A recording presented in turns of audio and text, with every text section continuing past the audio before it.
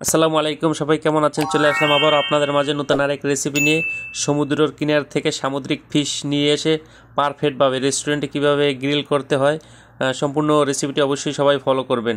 দেখেন, আমি এই বড় সাইজের একটা কিন্তু টুনা ফিশ নিয়েছি। অনেকেই এটার সাথে পরিচিত, অনেকেই চিনেন টুনা ফিশ। এটার কিন্তু 4 কিলো ওয়েট হয়েছে। তো এটা নিয়ে আসার পরে আমি ভালোভাবে প্রসেসিং করে ক্লিন করে একটা মিডল থেকে কেটে নিয়েছি। দেখেন, কেটে নেওয়ার পরে কিন্তু এভাবে হয়েছে। এটাই আমি এখন মশলা ম্যারিনেট করে একটা মশলা বানিয়ে নিয়েছি। এটার সাথে আমি মিক্স করব, অ্যাড করে দিব। দেখেন, উল্টিয়ে নিচ্ছি এভাবে। এটা আমি নাইফ দিয়ে একটু কেটে নিব, যে আমি ম্যারিনেট করে যে মশলাটা রেখে দিয়েছি এটা যেন এটার ভিতরে ভালোভাবে যেন ঢুকে, এই জন্যই কিন্তু আমি এটা নাইফ দিয়ে কেটে নিচ্ছি।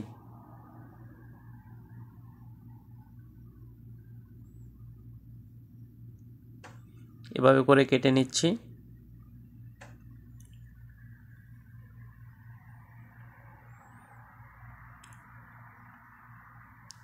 এটা বারবিকিউ মশলা, আমার নিজের হাতেই বানানো, আমি নিজেই বানাচ্ছি বারবিকিউ মশলাটা। তো এটা আমি আপনাদের সাথে শেয়ার করব কী কী দিয়ে বারবিকিউ মশলাটা আমি বানিয়েছি। দেখেন, এটা আমি মাছের আমি যে সাইডটা আমি কেটেছি মিডল থেকে, এই সাইডে আমি বেশি করে এটা মশলাটা আমি লাগাবো। তো এটা কিন্তু ওই সাইডেও চলে যাবে। এক সাইডে হওয়ার পরে আমি দ্বিতীয় সাইড উল্টিয়ে তারপরে ওই সাইডে আমি কিন্তু এটা মশলাটা ভালোভাবে আমি অ্যাডজাস্ট করে নিব।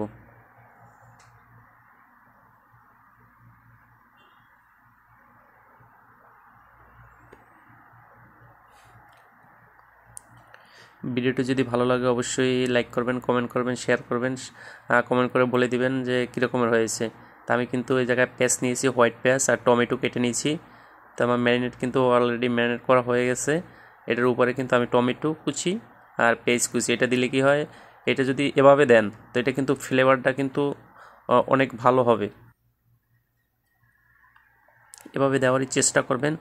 আপনি ম্যারিনেট করার পরে টমেটো একটা ছোট করে পিস পিস করে আর পেঁয়াজ উপরে দিয়ে ছোট ছোট করে পিস এভাবে দেওয়ার চেষ্টা করবেন, তাহলে কিন্তু পারফেক্ট হবে আপনার রেসিপিটা।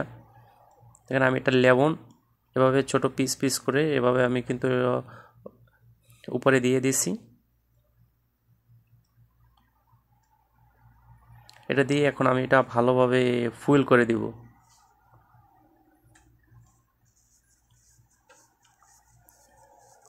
আমি ফুল করে এটা চাইলে আপনি ফ্রেজারও করতে পারেন। ফ্রেজার করলে কি হয়, এটা পারফেক্ট হয়। তো আমার হাতে যেহেতু সময় নাই, এই জন্য আমি কিন্তু সাথে সাথে ম্যারিনেট করেই কিন্তু আমি এটা ওভেনে গ্রিল করছি।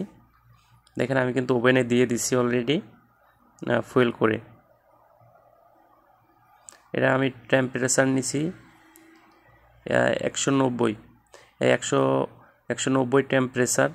তো ওভেন যেহেতু বড়, আমার এটা টেম্পারেচার অনেক বেশি, এই জন্য কিন্তু টেম্পারেচার কম নিয়েছি 190। আমি এটা 30 মিনিট কুক করব, 30 মিনিট। 30 মিনিট কিন্তু কুক করার পর কিন্তু আমার এভাবে হয়ে গেছে পারফেক্ট গ্রিল।